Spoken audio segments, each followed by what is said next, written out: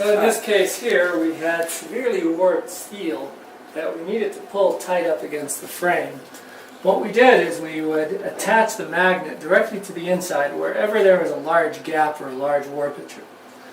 When we stick it on, we could then take this and either attach it to an adjacent magnet on the opposite side, or we can hook it up on the outside or even to a solid post. At that point we could put 1,000, 2,000 pounds of force to suck in the steel to where it is sufficiently flat up against the tube metal and ready to weld into place.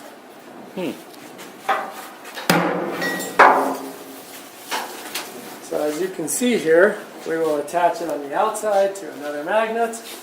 This magnet could easily be positioned inside or outside, since it's got so much gripping strength. You have to be careful, we've actually broken the straps.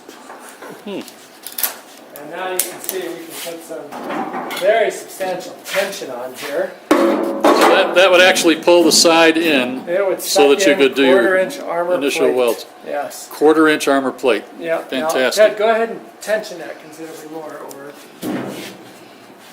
We've actually wrecked quite a few of these straps with the amount of force that we've put on this. What else did you use the magnet for in this application? Holding the sheets in alignment is critically important so we can get a perfect seam. So we'll actually put a magnet onto the piece that's lower and have it help us push the piece that's still protruding down flat. I can show you that easily. Go ahead and break this one loose. And again, in the case of this magnet with over 3,000 pounds of holding force, it can easily take a piece of steel that's protruding, simply bridge the gap with the magnet underneath, turn it on. It's going to push this down. There's just no other way to do that without welding in place some steel, putting in some shims, and then grinding it off and you're done. Of course, one of the other areas that we have been known to do is you will take and place a pry bar in here, and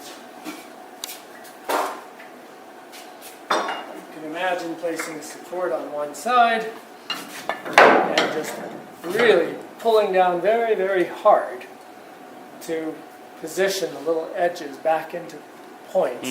We actually use a 6-foot bar, but I don't want to carry that right now. So what it is basically at this point a 3,000 pound anchor. It's kind of the way everybody's been tack welding a piece of steel in place with holes in them, getting out their dogs and the drift pins. This is just a lot faster, a lot easier, and when you're done, it comes off that quick.